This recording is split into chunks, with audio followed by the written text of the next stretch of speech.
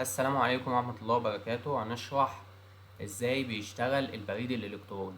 أول حاجة، البريد الإلكتروني عشان يبعت الرسالة بيستخدم بروتوكول زي ال SMTP، وعشان يستقبل رسالة بيستخدم بروتوكول زي الاي ماب والبوب 3، وهنعرف دورهم بعد كده ازاي. وهنعرف كمان آه، الفرق بين الميل سيرفر والميل كلاينت، واشهر المنافذ الموجوده او اشهر المنافذ اللي بتستخدمها البروتوكولات دي طبعا. وهنعرف ايه الفرق بين طرق التشفير المختلفه زي التي ال اس والاس اس ال. عشان نبعت، طبعا زي ما احنا عارفين، عشان نبعت ايميل من السندر للريسيفر بنستخدم طرق تشفير زي التي ال اس والاس اس ال. وعشان نخزن الايميلات على الجهاز او على جهاز العميل بيكون يا اما او اس تي يا اما بي اس تي. تمام. خلينا اول حاجه نعرف ايه مكونات عمليه البريد الالكتروني. اول حاجه السندر، وهو الشخص اللي بيبعت الرساله. وتاني حاجه الميل كلاينت، ده التطبيق اللي بنستخدمه زي الجيميل او الاوتلوك مثلا عشان نبعت الرساله. وتالت حاجه اللي هو خادم البريد، ده المسؤول عن تخزين الرساله وارسالها للمستلمين. تمام. والانترنت ده الوسيط اللي بتنال عن طريقه ايه الرساله دي. تمام. خلينا اول حاجه نعرف ازاي الرساله بتتبعت من السندر للريسيفر. احنا دلوقتي عندنا وليكن هنا الجهاز ده عليه مثلا جيميل، تطبيق الجيميل. تطبيق الجيميل ده يعتبر الميل كلاينت، اما هنا الجهاز ده يعتبر الميل سيرفر. ده وده يعتبر الميل سيرفر. دلوقتي احنا عندنا لازم يكون عندنا 2 ميل سيرفر. ليه؟ واحد خاص بالعميل، واحد خاص بالريسيفر. تمام. واحد خاص بالسندر وواحد خاص بالريسيفر. تمام.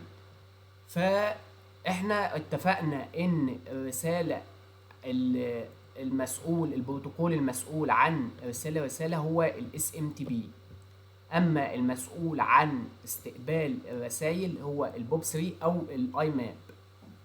وهنعرف ايه الفرق بين البوب 3 والاي ماب بعد كده. البوب 3 طبعا ان هو بيخزن الرسائل لوكال على الجهاز، بس مفيش مزامنه بين اللي هو السيرفر والكلاينت، مفيش مزامنه بين الاثنين.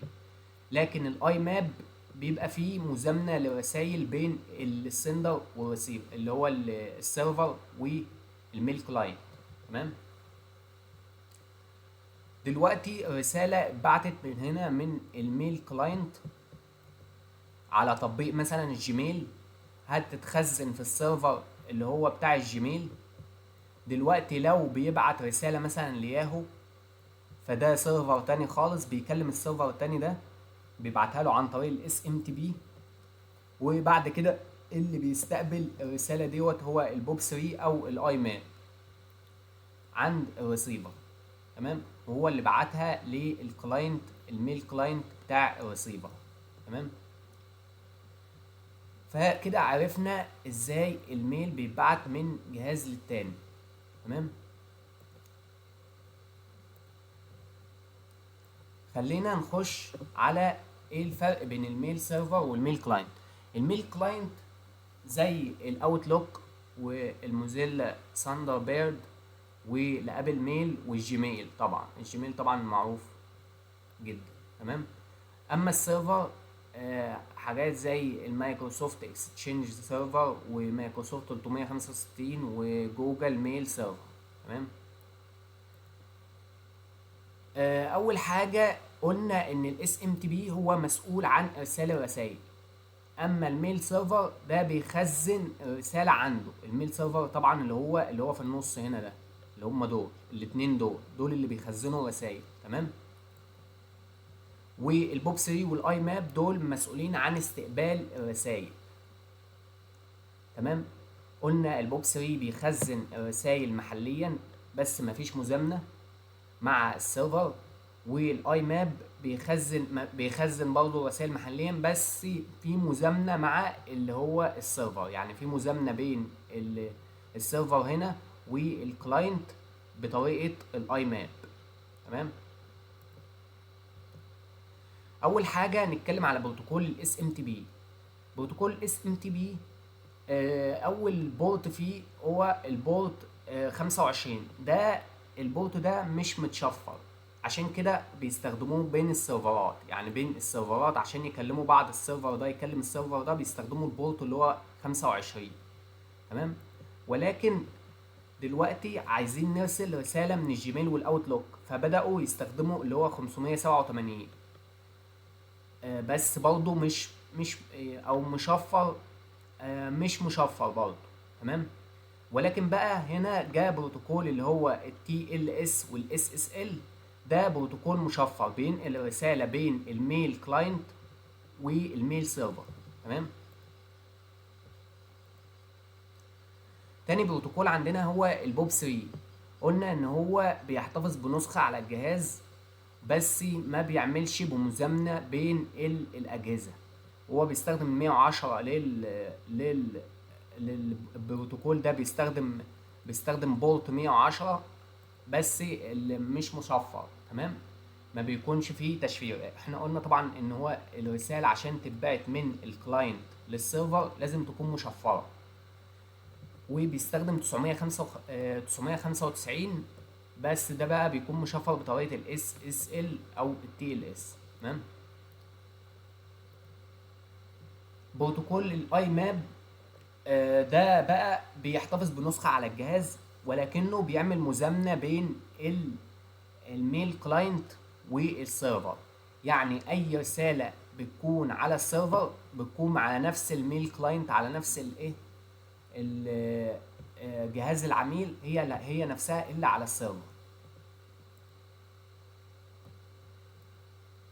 تمام. بيستخدم طبعا ال 143 اتصال غير مشفر، و 393 لا للاتصال المشفر. قلنا طريقة التشفير هما ال TLS وال SSL. طبعا في طرق تشفير تانية، بس ان احنا ركزنا هنا على ال TLS وال SSL لان هما دول اللي بيستخدموا لتشفير الاتصال بين الميل كلاينت والميل سيرفر. تمام. الفرق بينهم، اول حاجة قلنا لا خلينا اول حاجه ننتقل بقى بعد كده ايه الفرق بين البي اس تي والاو اس تي، وده اللي هنشوفه شويه كمان في العملي. تمام.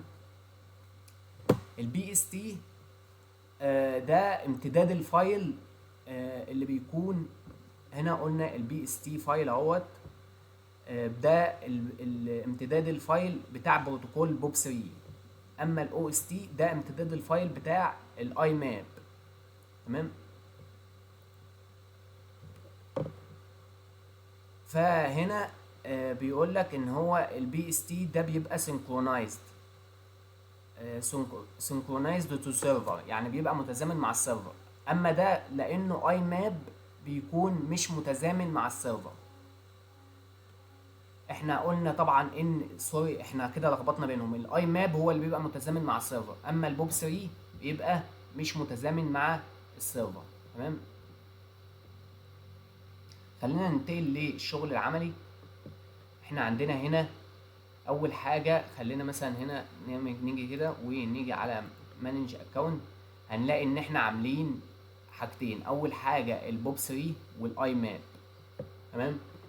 البوب 3 ده اللي هو قلنا ان هو بيخزن رسائل محليا على الجهاز، وهنشوف ازاي نربطه دلوقتي بالاوتلوك. والاي ماب ده بيخزن على السيرفر برضه، بيخزن على الجهاز برضه، بس بيبقى فيه مزامنه. تمام. مزامنه بين السيرفر والكلاينت. هنا دلوقتي دي الرسائل بتاعه البوب 3. هقول لكم ازاي عملناها دلوقتي.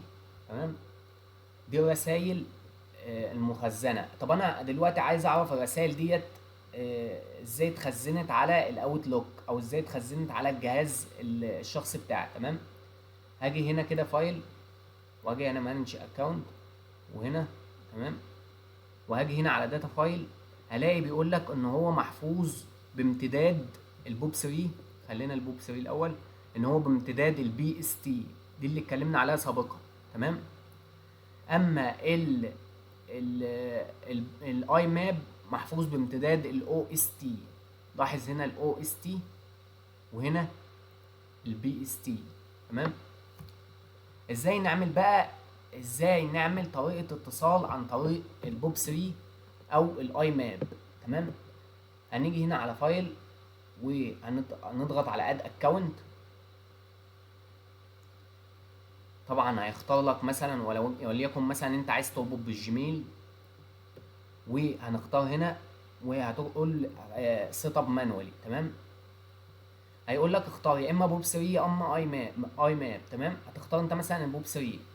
هتدخل باسورد هو يعملها لك تلقائي. تمام. هتدخل باسورد، بس الباسورد ده مش بتاع البريد الالكتروني. الباسورد ده انت هتجيبه من الاب باسورد، اللي هي كلمات المرور بتاعه الجيميل بتاعك. هتخش هنا على الصفحه بتاعه myaccount.google.com اب باسورد /اب باسورد،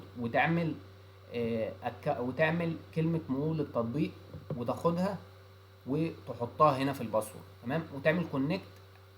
هيدخلك على طول، كده هيتصل على طول بالبوب 3 بالاوتلوك. تمام. والاي ماب نفس الطريقه.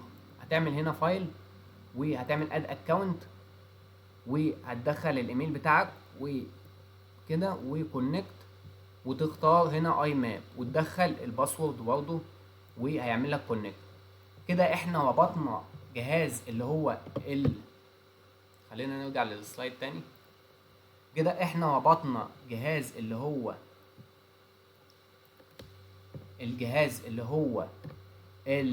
السيرفر بالكلاينت عن طريق بوب 3 او اي ماب. ليه؟ لان احنا دلوقتي قلنا ان طريقة الربط يا اما بتكون عن طريق تخزين محليا بالبوب 3 او الاي ماب، وده اللي شفناه هنا في الاوتلوك. تمام. طيب انا دلوقتي عايز اعرف اربط مانوالي، عايز اعرف الكلام ده جه ازاي. تمام. هنيجي هنا مثلا على فايل ونختار اكونت سيتنج ونقول مثلا هنا البوب 3، نضغط عليه. تمام. او خلينا مثلا نضغط على مانج بروفايل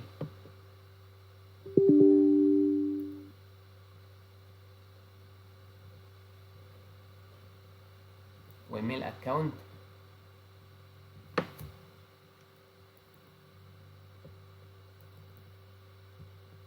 هنا بيقول لك اهوت البوب 3 الانكoming هو البوب 3. يعني دلوقتي احنا بنعرف ان البوب 3 في الطريقه ديت هو اللي هيبقى الميل سيرفر. تمام. والاس ام تي بي هو ده اللي هيرسل الرسائل.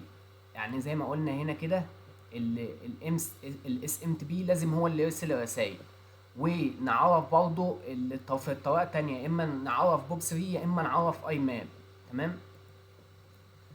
وطبعا هتدخل الجيميل والباسورد ونكست، هتلاقيه عمل لك تيست وظبط الكلام ده. في طريقه الاي ماب لما نضغط عليها كده هنقول لك برضو ان بيعرف برضو ان الاي ماب هو اللي هيستقبل الرساله ديت، والاس ام تي بي هو اللي هيبعت الرساله دي. تمام. وتعمل نيكست وتلاقي ظبطت الموضوع ده. ده كان طريقه ارسال الايميل عن طريق البوب 3 والاي ماب.